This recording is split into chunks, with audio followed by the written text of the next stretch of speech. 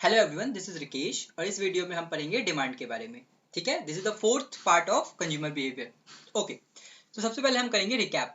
ठीक है, तो रिकैप में हम समझेंगे हमने अभी तक क्या पढ़ा। सबसे पहले हमने पढ़ा कि there are two methods. What is utility? This is the satisfaction derived from consumption of goods। ठीक है, फिर हमने पढ़ा कि there are two theories of utility. ठीक है, एक है कार्डिनल यूटिलिटी थ्योरी और एक है ordinal utility theory. Correct, cardinal utility theory, ordinal utility theory. Cardinal utility theory हमें क्या बताती है? ये थ्योरी हमें बताती है कि जो यूटिलिटी है that can be quantified. Utility can be quantified, right? And with the help of that हमने क्या क्या पढ़ा? हमने टोटल यूटिलिटी पढ़ा, मार्जिनल यूटिलिटी पढ़ा और यहाँ से हमने रिलेशनशिप डिराइव किया कि when total utility is maximum, marginal utility is zero. Correct, और हमने एक ग्राफ भी बनाया कि total utility increasing increasing increasing then falls and जो मार्जिनल यूटिलिटी होती है वो decrease decrease decrease then become zero and then negative. ठीक है, ये पढ़ा हमने। फिर हमने क्या पढ़ा कि ये जो है कि utility can be quantified, this is not correct, right? This is not correct. तो इम्प्रूव, और हमने ये समझा कि यूटिलिटी को हम क्वांटिफाई तो नहीं कर सकते बट हम यूटिलिटी को रैंक कर सकते हैं कि मान लो इस गुड को या इस कंजम्पशन मॉडल को कंज्यूम करने से मुझे ज्यादा यूटिलिटी मिली और इसको करने से कम, तो we can rank them but we can not quantify them. Correct, ये हमने पढ़ा कार्डिनल यूटिलिटी थ्योरी में। तो due to the quantifiable thing हमने ये समझा कि cardinal utility has some drawbacks and to get over that drawback we came to the ordinal utility theory, जो कि क्या बोलती है कि हम यूटिलिटी को रैंक कर सकते हैं। ठीक है, अब ऑर्डिनल यूटिलिटी थ्योरी हमने क्या पढ़ा? हमने पढ़ा indifference curve IC. Indifference curve क्या है? The curve joining all the bundles where the consumer is indifferent. Correct, तो ये पढ़ा। फिर हमने क्या पढ़ा? फिर हमने पढ़ा बजट लाइन। हमने क्या पढ़ा? Budget line. बजट लाइन में हमने क्या पढ़ा? बजट लाइन में हमने पढ़ा कि मान लो there are two goods X and Y and P X is the price of X, तो P X into X plus P Y is the price of Y and P Y into Y जो होगा और less than equal to M, this is the zone in which consumer can buy, right? मान लो अगर P X into X plus P Y into Y is equal to M है, इसका मतलब क्या है? इसका मतलब ये है कि कंज्यूमर अपना सारा इनकम कंज्यूम कर रहा है। और P X into X plus P Y into Y अगर लेस देन एम है तो इसका मतलब क्या है? इसका मतलब ये है कि consumer is saving some amount of money, right? अब हमने क्या सीखा कि ऑप्टिमल हम बंडल कैसे निकालेंगे। ठीक है, तो हमने ये डिसाइड किया कि देखो ये अगर मेरा कर्व है and this is my budget line. ठीक है, ऐसे करके मेरा बजट लाइन जा रहा है एक पर्टिकुलर इनकम पे, ये बजट लाइन है, इनकम बढ़ जाने पे बजट लाइन ये है, so on and so fourth. और ऐसे करके मेरा आईसी जा रहा है, राइट? आपने इंडिफरेंस कर्व, इंडिफरेंस मैप पढ़ा होगा which is the set of ICs. तो ऐसे करके हमारा जा रहा है और जिस पॉइंट पे मेरा IC and budget line intersecting, that point gives me what? Optimal utility. तो हमने अभी तक इतना पढ़ा है। Correct, for this income this is my optimal utility. Correct, चलो, तो हमने अभी तक इतना पढ़ा। आज की क्लास में हम पढ़ेंगे क्या? आज की क्लास में हम पढ़ेंगे डिमांड। What is demand? ठीक है, चलो, तो व्हाट इज डिमांड? ध्यान से देखो, हमने पहले भी पढ़ा है, there is a thing called want. ठीक है, मुझे आज के डेट में एक लैम्बोर्गिनी खरीदनी है but can I afford it? No. तो is it my demand? No, it's not my demand. But मुझे अगर एक टी शर्ट लेनी है तो या that T shirt is my demand, right? Because मुझे वो खरीदना है और मेरे पास वो खरीदने की अफोर्डेबिलिटी है, I can afford it, right? पर यार देखो, किसी भी चीज का जो डिमांड होता है ना, वो बहुत सारी चीजों पे डिपेंड करता है। आपकी प्रेफरेंस पे डिपेंड करेगा, आपके इनकम पे डिपेंड करेगा, अदर गुड के प्राइस पे डिपेंड करेगा, उस गुड के अपने प्राइस पे डिपेंड करेगा, राइट? तो यहाँ पे क्या बोल रहे हैं हम कि अगर हम if the price of other goods, income and preferences are unchanged, तो ये क्या बोल रहा है कि मैंने क्या बोला आपको कि किसी भी चीज का जो डिमांड है वो किन चीजों पे डिपेंड कर रहा है? इनकम पे डिपेंड कर रहा है, ठीक है, प्राइस ऑफ अदर गुड पे डिपेंड कर रहा है, ठीक है, फिर मैंने क्या बताया आपको, वो किस पे डिपेंड कर रहा है? प्रेफरेंस पे डिपेंड कर रहा है और अपने प्राइस पे डिपेंड कर रहा है। अब यहाँ पे हम क्या बोल रहे हैं ना यहाँ पे हम बोल रहे हैं कि इनकम को हटा दो, कांस्टेंट रख लो, ठीक है। This is what I am saying कि इनकम को अब कांस्टेंट रख लो, then price of other good को कांस्टेंट रख लो, ठीक है। इनकम को कांस्टेंट, प्रेफरेंसेस को, सबको कांस्टेंट रख लो, तो सिर्फ एक चीज वेरी करी है ना, प्राइस। तो क्या क्या वेरिएबल है, demand is determined by price. क्यों? क्योंकि आपने बाकी सब चीज को क्या कर दिया, कांस्टेंट कर दिया, राइट। तो वही बोल रहा है कि if the price of other goods, income and preferences are unchanged, the amount of a good a consumer chooses depends entirely on its price. तो उस एक गुड का सामान अगर आपने दूसरे गुड के प्राइस को कांस्टेंट कर दिया, इनकम को प्रेफरेंस कांस्टेंट कर दिया, प्रेफरेंस को कांस्टेंट कर दिया, तो किस पे डिपेंड कर रहा है, वो प्राइस पे डिपेंड कर रहा है, राइट। सो अल्टीमेटली यहाँ पे फिर क्या बोल रहा है ये, the relationship between the consumers optimal quantity choice and the price is called demand function. तो जब आप डिमांड और प्राइस इन दोनों का फंक्शन बनाते हो तो उसको आप लोग क्या बोलते हैं, उसको हम लोग बोलते हैं डिमांड फंक्शन, राइट। यहाँ पे वही दिखा रहा है कि x is the good and x is a function of p, ठीक है। This is a downward sloping demand curve. इसमें क्या समझ में आ रहा है कि मान लो प्राइस अगर यहाँ पे है तो आप इतना, जैसे P1 इज द प्राइस तो Q1 is the quantity demanded, ठीक है। अब मान लो प्राइस अगर कम हो गई तो क्वांटिटी डिमांडेड बढ़ गई। I hope this does make sense, correct, ठीक है। तो there is a negative relationship between price and demand of a commodity, correct. Let's go to the next concept. अब क्या बोल रहा है कि deriving the demand curve from the indifference curve and budget constraint। देखो अब कैसे करोगे, तो आपको समझ में आ गया कि डिमांड जो आप ड्रॉ कर रहे हो वो कैसे कर रहे हो, आप प्राइस को वेरी कर रहे हो और then you are determining the quantity, right. अब देखो हम ये चीज करने की कोशिश करते हैं, ठीक है। हम कैसे कर सकते हैं ये चीज, देखो लेट्स डू दैट। सबसे पहले समझो कि P1 X1 plus P2 X2 is what, this is my budget line, ठीक है। अब मान लो प्राइस P1 से घट के P1 प्राइम हो गया, ठीक है। Price reduces from P1 to P1 prime, correct. तो अभी जो मेरा पहले का बजट लाइन क्या होगा, तो अगर आप देखोगे पहले का आपका बजट लाइन होगा x1 equal to p plus m1 by x2 m by p2 is equal to 1। This is the first budget line. What is my second budget line, x1 by, अब ये p1 की जगह क्या हो जाएगा, p1 prime m by p1 prime plus x2 by m by p2 equal to 1। ये मेरा दूसरा बजट लाइन हो गया, ठीक है। ध्यान से देखो, अब मेरी बात समझो, अगर P1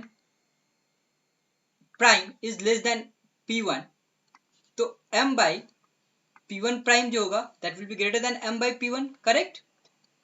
तो let's draw this on the graph. अब इसको ग्राफ पे ड्रॉ करते हैं। देखो सबसे पहले, ठीक है, हमने अपना ग्राफ ड्रॉ किया, बहुत सही बात है। यहाँ पे आपको मान लो गुड x है, सॉरी हाँ, यहाँ पे गुड x है और यहाँ पे गुड y है, ठीक है, बहुत अच्छी बात है। अब हम करेंगे अपना बजट लाइन ड्रॉ। तो मेरा पहला बजट लाइन क्या होगा, यहां से मान लो यहां जा रहा है, this is m by P1 and this is m by P2, correct.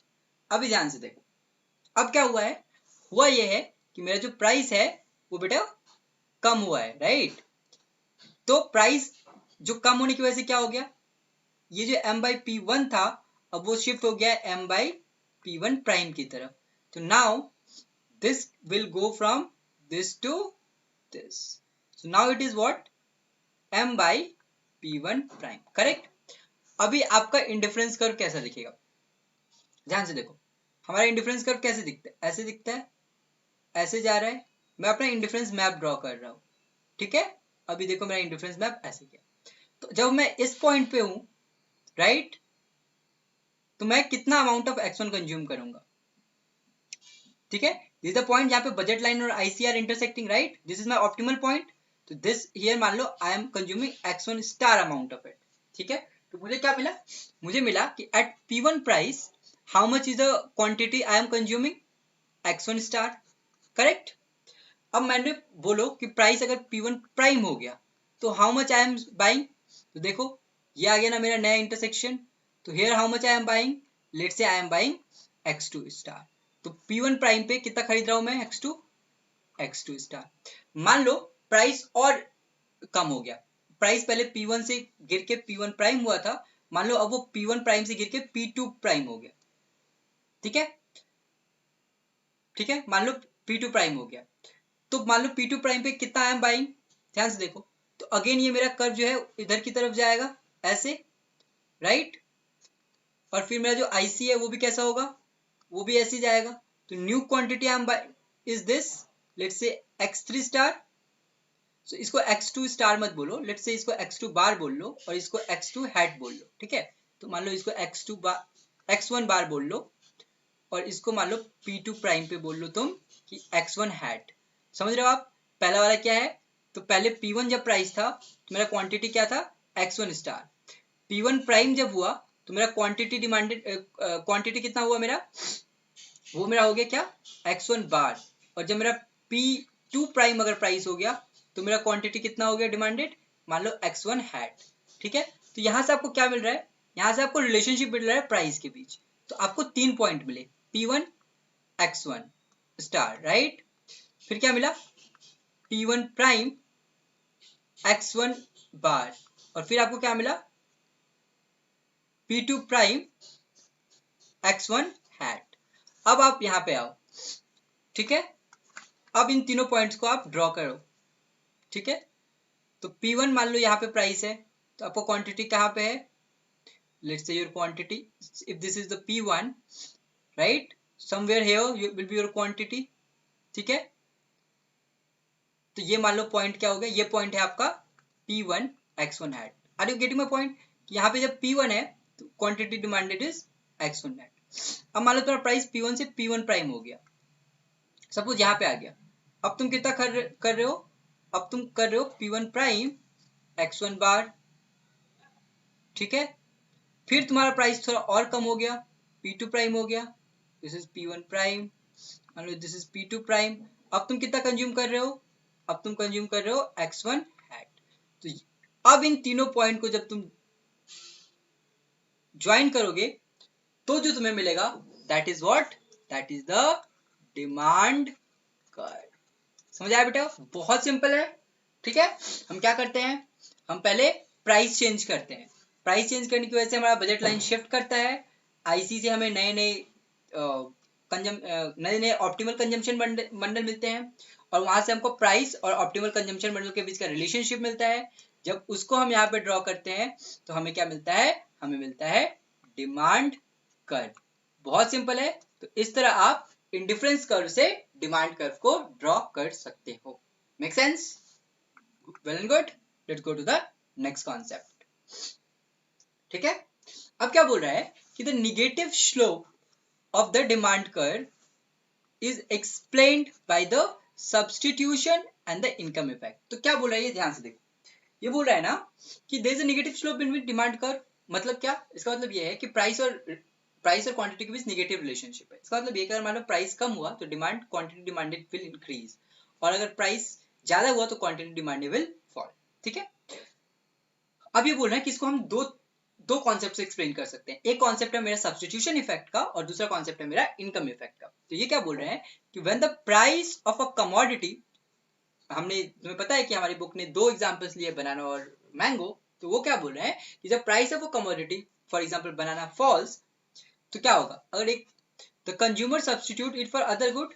ठीक है, तो मान लो मेरा बनाना का प्राइस कम हो गया, ठीक है, और मैं कुछ अमाउंट ऑफ बनाना और मैंगो खाता था। मुझे पता है कि बनाना सस्ता है, तो what will I do, I will consume more of banana, right, to maintain same level of satisfaction, increasing demand for the cheaper good. मतलब अगर किसी प्राइस का डिमांड कम हो गया तो मैं उस प्राइस को ज्यादा कंज्यूम करूंगा और दूसरे को थोड़ा कम करूंगा। That is I will substitute banana for mango, sorry I will substitute mango for banana, right. तो इसको हम लोग क्या बोलेंगे, सब्स्टिट्यूशन इफेक्ट, करेक्ट। और प्राइस कम हुआ तो बिकॉज ऑफ दैट कम price I will move to the cheaper good, and that is what, that is substitution effect. अब दूसरा इफेक्ट क्या है, मान लो अगर किसी एक गुड का प्राइस कम हुआ और दूसरे गुड का प्राइस वैसे का वैसा ही है, तो ओवरऑल प्राइस लेवल जो है इकोनॉमी में वो क्या हो गया, सेम ही रह गया ना। प्राइस लेवल मतलब इन्फ्लेशन, राइट, तो टोटल प्राइस लेवल कम हो गया। अब टोटल प्राइस लेवल कम होने की वजह से मेरा परचेजिंग पावर क्या हो गया, ज्यादा, मतलब सेम अमाउंट में आई कैन बाई मोर। ठीक है, आपको और समझना है ऐसे, तो आप ये समझो, मान लो आपकी इनकम है 100 रुपए, प्राइस मान लो बनाना का था 10 और मान लो मैंगो का 5, अब बनाना का प्राइस 10 से 5 हो गया, तो अब आप ज्यादा खरीद सकते हो ना चीजें, राइट। तो ज्यादा चीजें खरीद सकते हो क्योंकि दाम इसका कम हो गया और इनकम आपका सेम है। तो पहले आप सिर्फ बनाना खरीदते तो 10 बनाना खरीद सकते थे, राइट, लेकिन अगर आप सिर्फ बनाना खरीदोगे तो आप 20 खरीद सकते हो, राइट। तो अब इस प्राइस के कम होने की वजह से आपकी परचेजिंग पावर क्या हो गई है, बढ़ गई है, ठीक है। और इस परचेजिंग पावर के बढ़ने की वजह से जो आप कंजम्पशन करते हो उसको हम लोग बोलते हैं income effect. Very simple, two effect, substitution effect समझ आया आपको कि प्राइस कम होने की वजह से people prefer cheaper good, that is what, that is substitution effect, correct. और प्राइस कम होने की वजह से क्या होता है, परचेजिंग पावर बढ़ जाती है। अब परचेजिंग पावर बढ़ने की वजह से जो कंजम्पशन होता है उसको हम लोग क्या बोलते हैं, इनकम इफेक्ट। अब दिस मेक सेंस। तो यही ये बोलने की कोशिश कर रहा है कि दो फिनोमिना हो रहे हैं, सब्स्टिट्यूशन इफेक्ट और इनकम इफेक्ट, ठीक है। तो यहाँ पे क्या बोल रहा है, the price change effectively increases the consumer's purchasing power allowing them to buy more of the cheaper good, both effects lead to an increase in demand when the price of a commodity decreases, ठीक है। तो एक good का price अगर कम हो गया तो substitution effect क्या बोलेगा कि इसी गुड को ज्यादा खरीदो, और इनकम इफेक्ट भी क्या बोलेगा, इसी चीज को ज्यादा खरीदो, राइट। तो because of that quantity demanded increases, तो both works in the same direction and क्या होता है, ultimately there is a increase in demand. Make sense. चलो next is what is the law of demand. बहुत simple सा concept है। Law of demand बोलता है, law of demand states that other things being equal, there is a negative relationship between demand for a commodity and its price. In other words, when price of a commodity increases, demand for it falls, and when price of a commodity decreases, demand for it rises, other factors remaining same. बहुत simple है, वही बता रहा है कि negative relationship between price and demand को they are saying law of demand। और उन्होंने यहाँ पे कर्व भी आपको स्ट्रेट लाइन, इसको बोलते हैं हम लोग लीनियर डिमांड कर्व, ठीक है, लीनियर डिमांड कर्व, क्योंकि लीनियर है ना। तो लीनियर डिमांड कर्व कैसा होता है, तो बेसिकली देखो, अगर आपको इन्होंने बताया है, इन्होंने बोला है कि Q is equal to A minus D P, ठीक है। अब इसका ग्राफ अगर आपको ड्रॉ करना हो तो बहुत सिंपल है ये, ठीक है। If you want to draw it, this is very simple. So how will it look like, suppose on this axis is P and this axis is Q. On this axis you know Q is 0, right? So if set Q equal to 0, A minus dP, so what you are getting, dP is equal to A, so P is equal to A by D. So here at A by D, quantity is 0, price is this. Now you know at Q axis P is 0, so Q is equal to what, ultimately A. So join the 2 points, right, join the 2 points, and that will give you what, demand curve, Q equals to A minus dP. I hope this makes sense. And there is a negative relationship, you can easily see कि price falls, quantity demanded देखो बढ़ रहा है ना, price गिरा, quantity demanded बढ़ा, और मान लो price बढ़ा, quantity demanded क्या हुआ, गिर गया। Very simple, this is the law of demand. Okay, now come to the concept of normal good and inferior good. देखो ये क्या बोलता है ना कि हमने तो लॉ ऑफ डिमांड में क्या किया, इनकम को कांस्टेंट रख दिया, पर रियल लाइफ में क्या होता है, ऐसा नहीं होता है ना। इनकम भी आपके डिमांड को डिटरमाइन करता है, नॉट जस्ट प्राइस। अगर कोई एक रिच हाउस होल्ड है और प्याज का दाम बढ़ गया, उस घर को कोई फर्क ही नहीं पड़ेगा, राइट। तो वही यहाँ पे बोलने की कोशिश हो रही है कि the demand function relates a consumers demand for a good to its price, holding other factors constant, right. Demand function ही करने की कोशिश करता है, but instead of price, the relationship between demand and consumers income can also be studied. तो demand और consumer के income में भी एक relationship है जिसको हम पढ़ सकते हैं, right? For most goods, demand increases with an increase in income and decreases with a fall in income. तो सब बहुत सारे जो मोस्टली जो गुड्स के साथ क्या होता है कि मान लो तुम्हारी इनकम ज्यादा है तो तुम्हारी डिमांड उस चीज की ज्यादा होगी, और तुम्हारी इनकम कम है तो तुम्हारी डिमांड उस चीज की कम होगी। These goods are called normal good. In goods को हम क्या बोलते हैं, इन गुड्स को हम लोग बोलते हैं normal good. However, some goods called inferior goods have demand that moves opposite to income. अब देखो कुछ गुड ऐसे होते हैं जिनका डिमांड कम होता है अगर आपका इनकम बढ़ गया। फॉर एग्जाम्पल बस राइड, मान लो मैं गरीब इंसान हूं, ठीक है, तो मैं बस में जाता हूँ, मेरी इनकम बढ़ी, what will I do, I will go to cab, right. तो मेरी बस राइड की डिमांड क्या हो जाएगी, कम हो जाएगी। तो बस ride is what, inferior good. तो बेसिकली ये क्या बोलना चाह रहा है कि अगर किसी मेरा इनकम बढ़ा और किसी गुड का डिमांड कम हो गया, मतलब that good is what, that good is a low quality good and that is what, inferior good. Make sense. तो वही बोल रहा है कि as income rises demand decreases and as income falls demand increases. Example low quality food like whatever, ठीक है। तो ये आपको समझ आना है। कोई भी ऐसी लो क्वालिटी चीज जो आप मजबूरी में यूज कर रहे हो, जब आपकी इनकम बढ़ेगी तो आप उस चीज को छोड़ के दूसरी अच्छी क्वालिटी चीज यूज करोगे, तो उसको हम लोग बोलते हैं इंफीरियर गुड, ठीक है। तो बस राइड इंफीरियर गुड है, क्योंकि मान लो मेरी इनकम अगर बढ़ जाएगी तो what will I do, rather than going with bus, I'll go by cab, right? So that is an inferior good. Make sense? Now there is a good called Giffen good. So what is Giffen good? देखो Giffen good क्या है ना, an increase in consumers income, that is purchasing power, can sometimes lead to a reduction in the price of certain good, ठीक है। So basically ये क्या बोलने की कोशिश कर रहे हैं कि an increase in a consumer's income purchasing power can sometimes lead to a reduction in price of certain commodities। ये क्या बोल रहा है कि मान लो कभी कभी क्या होता है ना, अगर किसी गुड का प्राइस बढ़ गया तो नॉर्मली क्या होनी चाहिए, उस गुड की क्वांटिटी कम होनी चाहिए, बट कभी कभी क्या होता है उस गुड की क्वांटिटी बढ़ जाती है, लॉ ऑफ डिमांड वायलेट करता है। उस केस में उस गुड को हम लोग बोलते हैं गिवन गुड, ठीक है। इस तरह के केसेस में क्या होता है बेटा कि in such cases the substitution effect can sometime substitution effect and income effect work in opposite directions, ठीक है।